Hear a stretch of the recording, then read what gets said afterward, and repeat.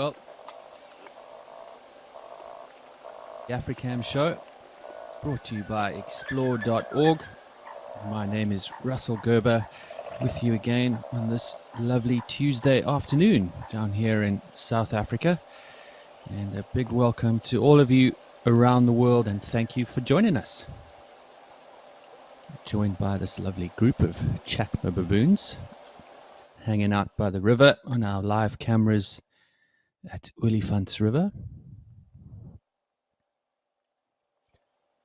But it's a great pleasure to have you with us, as I said. And as always, we'll be going through the live cameras today, checking out what's around, see if anything comes down to the water holes, and go to our various locations across the country. If you have any questions, please feel free to send those through, and I'll do my best to get to them during the show. And it's always great to have those questions, so please do send them in if you have anything on your mind. I'd love to chat to you. So you're stuck with me for the next half hour, as I said, and hopefully we get some great stuff. Always lovely to have the baboons around. Always fun to watch, of course. A lot of similar behaviors to us crazy humans.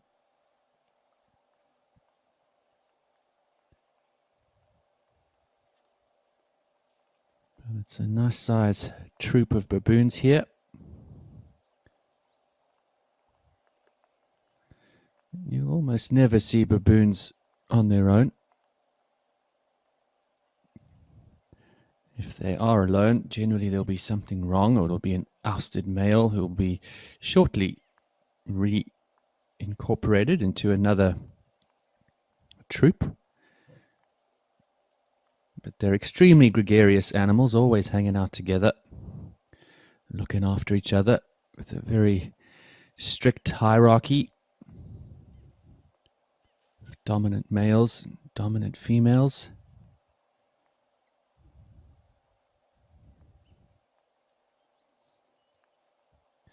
But as I said, we'll also have some highlights for you today that we'll go through, some great stuff from the last week that you might have missed on the cameras.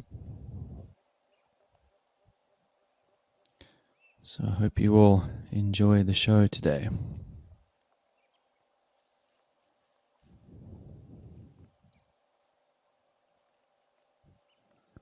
I mentioned last week how brown everything is looking, very dry everywhere across the cameras.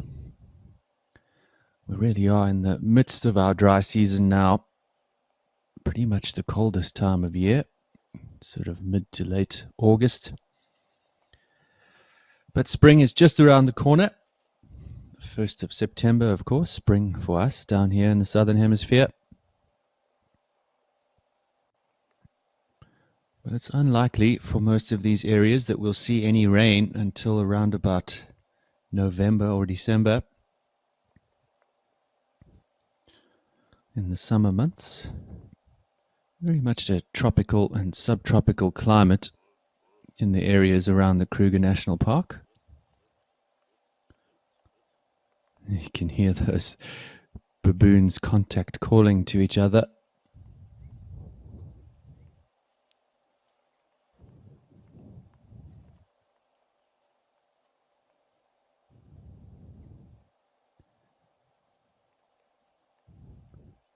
And it's not surprising to often see some antelope hanging out near the baboons, particularly impala, sometimes bushbuck, even bigger mammals like wildebeest or zebra. They rely heavily on the baboons to keep a good lookout. Baboons have excellent eyesight and hearing, and will often have a sentry posted in one of the trees around the area where the rest of the troop is foraging. So you've got this great little symbiotic relationship between the different species. What's interesting is, in the lambing season, for impala in particular, that little arrangement can become quite threatening to them. A big male baboon has been known to take down and actually kill young impala lambs to actually feed on them. It's not common, but it does happen from time to time. So when the lambing season comes around, it is a little bit more risky for the impala to hang around the baboons.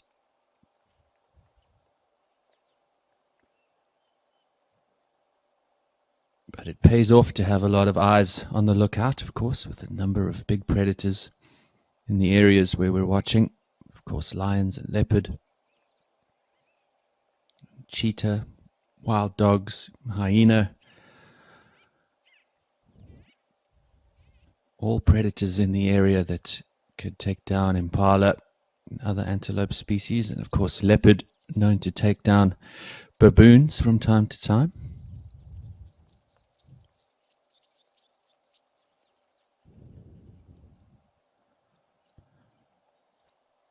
And speaking of leopards, let's get out our little quiz for you today. Let's see how sharp our viewers are. And today's question is, what is the maximum speed that a leopard can run? So how fast is a leopard?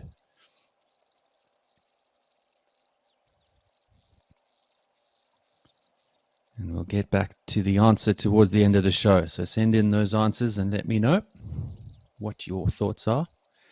I got a question from Christy. Can you explain the different alarm calls baboons make? Well, thank you for your question, Christy. Yeah, it's actually a very good point. They do make distinctive calls for different animals. You really have to spend quite a lot of time in the bush to actually be able to pick out the differences. Some of the calls that the baboons make will simply be to other troops, to let other troops, dominant males, know who the big boss is in the area. So it's a form of communication between the different troops of baboons.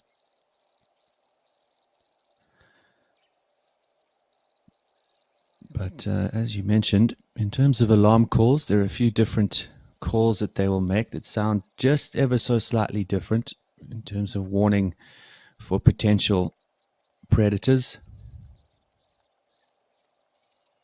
And for the most part, baboons won't really bother with alarm calling for things like cheetah, even wild dog. And more often than not, they won't even bother to alarm call for hyena. But if they do see lion or leopard, they will absolutely give out that loud barking call. It sounds almost like a big dog barking.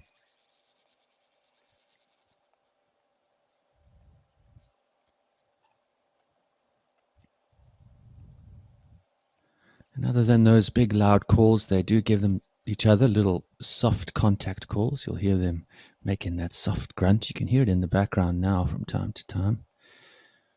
And that is just a little contact call between the troop, letting all the different members know where each individual is while they're feeding. And then, of course, you get the squealing and screaming when there is a disagreement between the troop members. If one of the older baboons is disciplining one of the younger ones, or even just the youngsters having a fight, it's quite loud and unruly.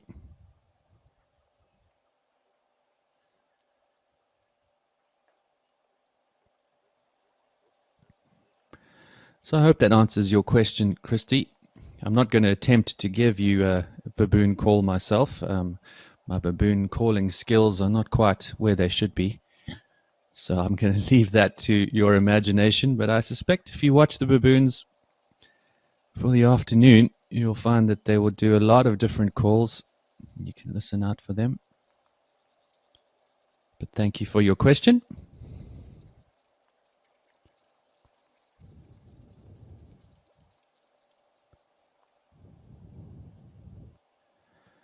And on that note, I think let's dive into our first little highlight today. We've had some really cool stuff on the cameras, as always. And first and foremost, we're going to go into a little highlight from about a week ago now.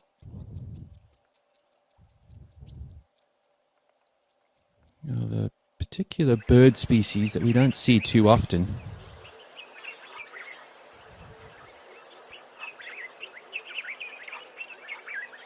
And here you can see it having a drink. This was taken at our Tembe camera. And you can see this distinct coloration of that white body, yellow bill.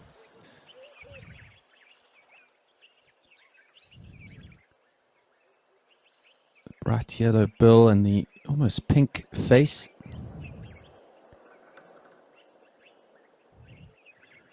Or yellow cere, if you'll excuse me. The bill's actually more of a greyish colour. But a really distinctive looking vulture, and this is actually known as a palm nut vulture. A very interesting bird species, and one we don't often see in South Africa. They're not particularly endangered or difficult to see in other parts of Africa, but certainly not common down here. There's only around 40 or so breeding pairs in the northeastern parts of the country. They tend to prefer the more coastal areas. Tembe is fairly close to the coastline, and that's why we will likely only see them in this area.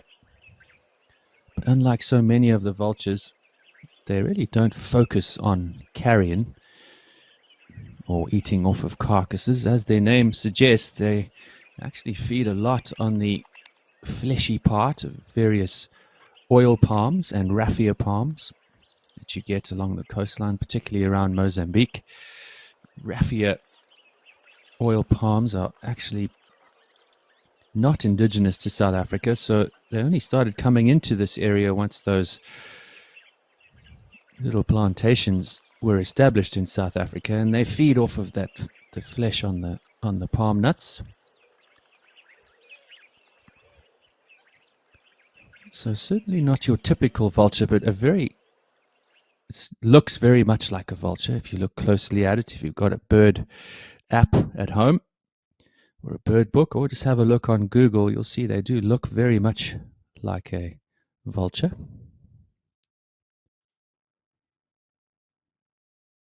You can see now we're live and back at Tembe.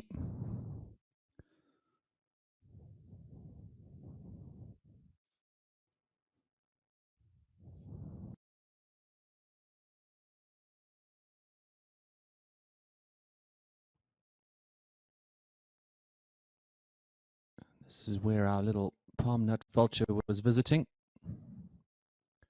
So that's our first highlight. As I said, not something we see every week. It's always exciting to see new visitors to the cameras, so keep your eye out for them again. But a really interesting bird, and many birders out there, particularly your South African birders or twitchers, would be very excited to see palm nut vulture.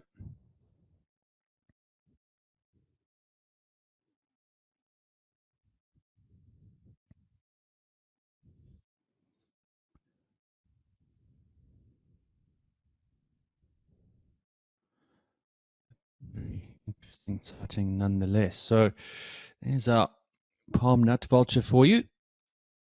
As I said, we're back live at Tembe.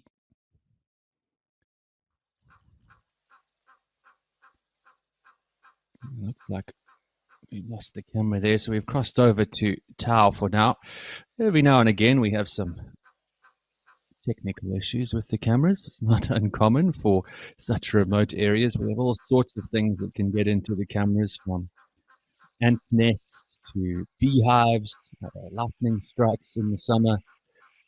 So it's quite a lot of work to keep these great pictures coming to us. We'll head back to Tembe in a little while and check on it.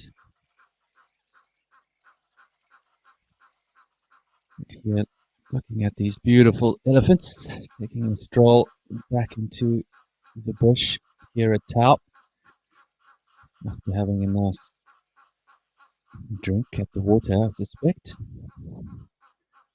Not much water available in the reserves at the moment, which we spoke about last week as well, so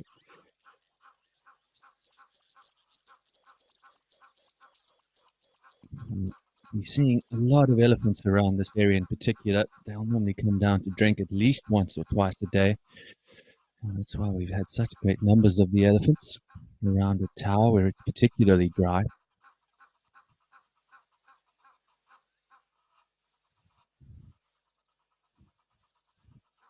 We got a question from Rebecca.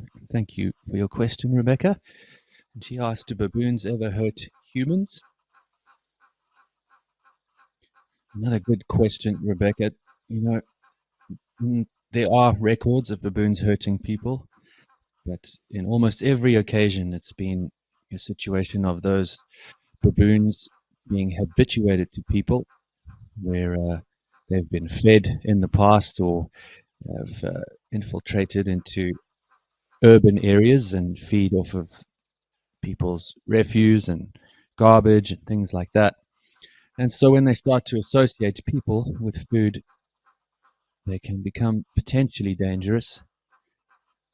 Baboons are pretty big animals with very large canines, and with that size, of course, they can be very powerful and can absolutely pose a threat to a person, but only once they really are habituated and no longer afraid of humans can they become potentially dangerous. And even then, it would likely be a short, quick bite to try and get the food that you have, and once they've got the food, they would then run off. It would only be for that reason. They're not innately aggressive in any way. So, as I say, it's pretty much always because of human-wildlife intersections where we have encroached on their territories that we have these issues. But it can be a problem in certain areas and has been in the past.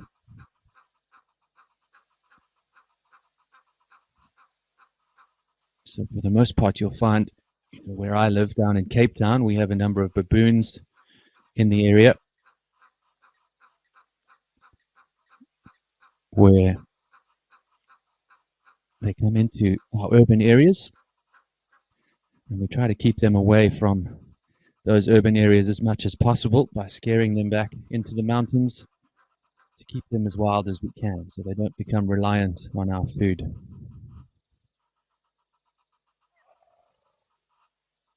That's a great question. Thank you, Rebecca. And Danielle asks, how's your rainfall this year? Danielle, the rainfall's been pretty good, actually. We had a particularly good rainy season at the beginning of the year in the northeastern part of the country. It was later in the rainy season, around about April, we got a lot of rain, which is generally great. It tends to keep things wet a little longer during the dry season. So even though it looks very dry, this is certainly not the driest I've ever seen Tau and other areas. But without question, it is still dry. It always looks very dry. But we've had a pretty good rainy season thus far. So as Africa goes, we can't complain too much. But we're always hoping for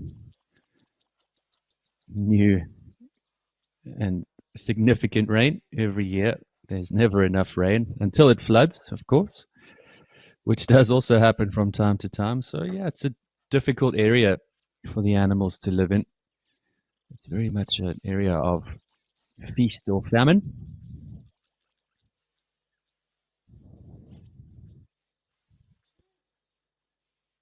Another great question. Thanks, Danielle. And let's dive into our next little highlight then. While we're watching these elephants give themselves a dust bath. Our next highlight, also from the last week or so, from our famous lion pride in Bululi. You see them all having a lovely drink of water late at night. This is the Takazile pride, I believe. Pride of around 26 lions altogether. But we've seen that they've been split up a little. We haven't seen all 26 together too much.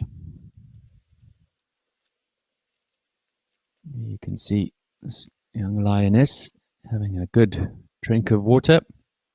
We've had such great lion sightings on the cameras in the last few weeks, particularly in the early evening.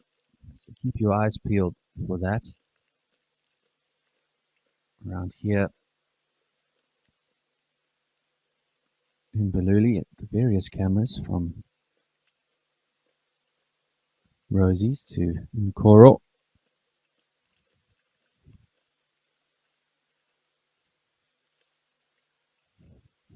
What a lovely view of this young male. You can just see that little bit of the mane starting to come through.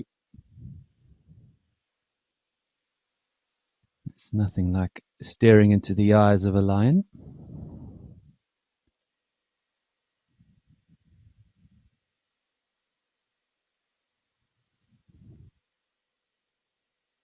A glorious sighting of, easily the biggest pride we see on the cameras.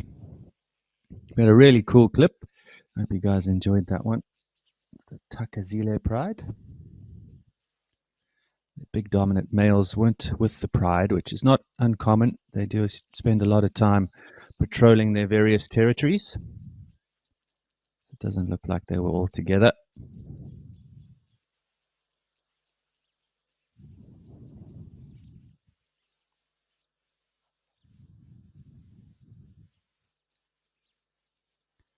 We got a few answers coming in from our leopard quiz. So thank you for that. Keep it coming.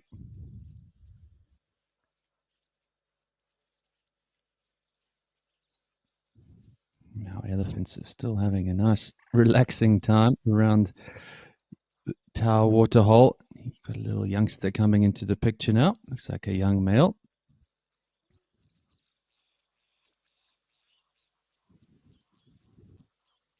We got a question from Pounce D. He asks, how heavy would a male baboon be? That's another nice question. Yeah, big male baboon. The biggest I've ever heard of was around 40 kilograms, even up to 45 kilograms, which is pretty significant, and of course a lot of muscle and power behind that.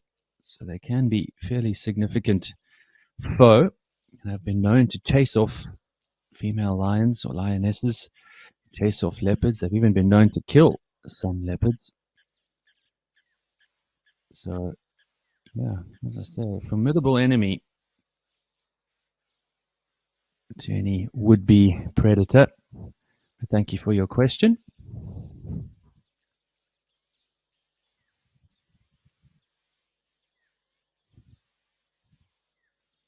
Really beautiful sights here at Tau. But we got another little clip for you that I wanted to show you before we run out of time today.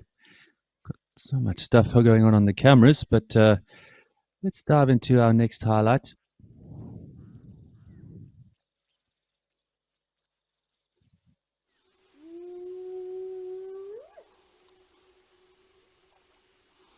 One of my favorite birds.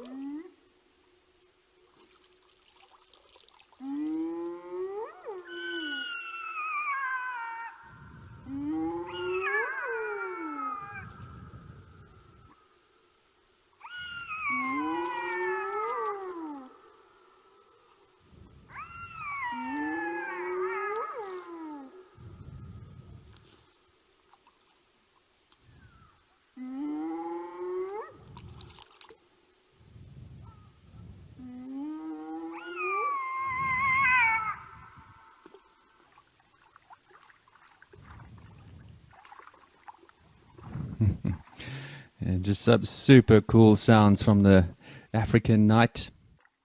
And you see these two hyena youngsters messing around in the shallow waters. They'll often grab things to chew on, swim around in the water, but you can see here a lot of just some rough play between the different groups or just different members of the clan.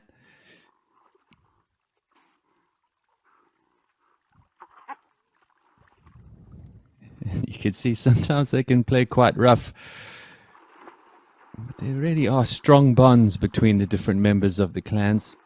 Important for them to maintain those bonds, to hunt together. Hyenas, particularly spotted hyenas, do absolutely hunt and kill their own prey. They're not just scavengers. And they're also not just the eternal bad guys of the bush, as you can see, often very playful with each other. Particularly the youngsters, but again, another incredible little clip watching these fairly secretive animals in their natural environment by the water. Really, really special.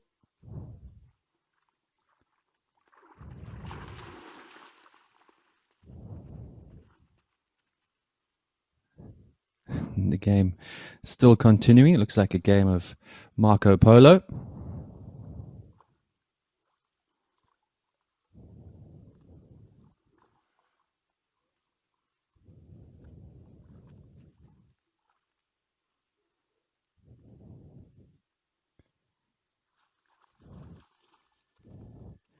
And you could hear at the beginning of the video those wonderful calls. The more sort of whooping call was, of course, the hyenas, and the very high-pitched one, it sounded like a jackal. Everyone joining in on the nighttime chorus, but a super clip of our spotted hyenas from about a week ago as well.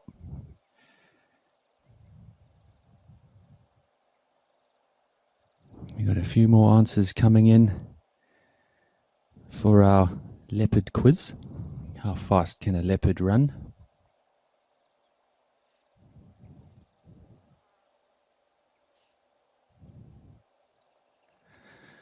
And before we head out, we've gone back to our live cameras, of course, with our baboons here at Willifunts. We'll dive into one more highlight.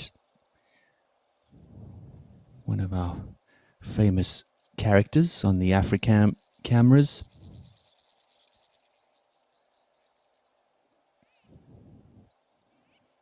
In the meantime, got a question from Stephanie. If I remember correctly, they don't share their kills, so why would they form such a big pride? It's a good question, Stephanie. While we watch our young cub here, and this looks like Rosie's cub. There is some debate between our viewers and ourselves here in the office. We haven't managed to get a good look at this young cub, if it is indeed a male or a female. It can be a little difficult to tell when they're this young. This individual looks like around about 18 months, if I remember correctly. But we're now leaning towards a boy.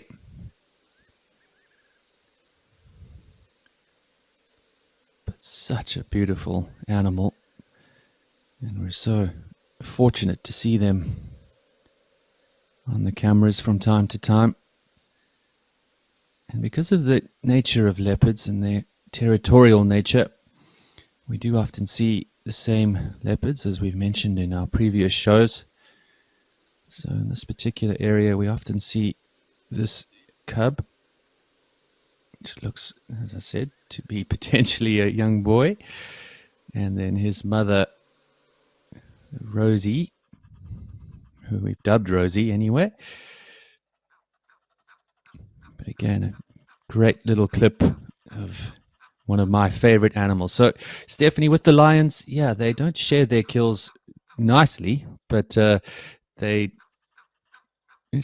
all just have to fight for their own peace. So when the prides do get big like that, it means they just have to go for much bigger kills, or they have to kill more often.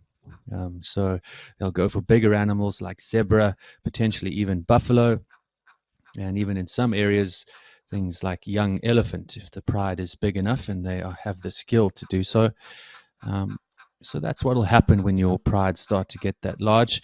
But also what you see happen quite often is the prides will actually split up and they'll form into smaller prides. These mega prides of around 26 individuals are very uncommon these days, but still really cool to see them all together. And unfortunately, folks, we've come to that time of the day where it's almost time for us to say goodbye. And we've got a few answers to our leopard question. We've got John, who reckons around 45 miles per hour, or around 70 kilometers per hour. He says he's never been chased by a leopard, and he hopes he never will. Me too, John. That would not be a good thing. Who else have we got here? Wildlife 943, around 60 kilometers per hour. And I think that's about it for the time being. But thank you for your answers.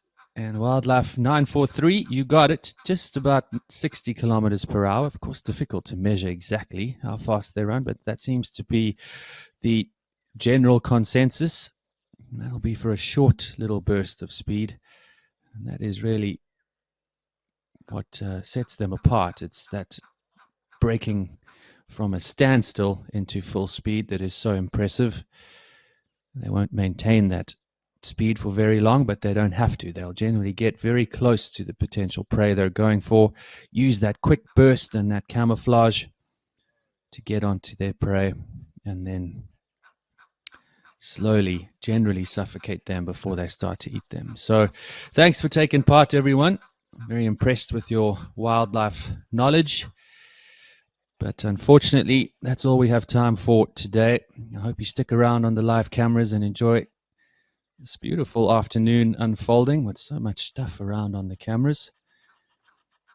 And I hope you all enjoy the rest of your week. We'll be back again, of course, on Thursday for our Africam for Good show.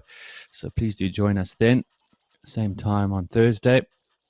But otherwise, we'll see you all again next week. And sorry if I couldn't get to your questions today, but I'll do my best to get to them next time. But it's my great pleasure hanging out with you for the last half an hour. And I hope you all have a great rest of your week. We'll see you all again then. But from all of us here at the Africam studio, it's cheers from us. We'll see you all soon.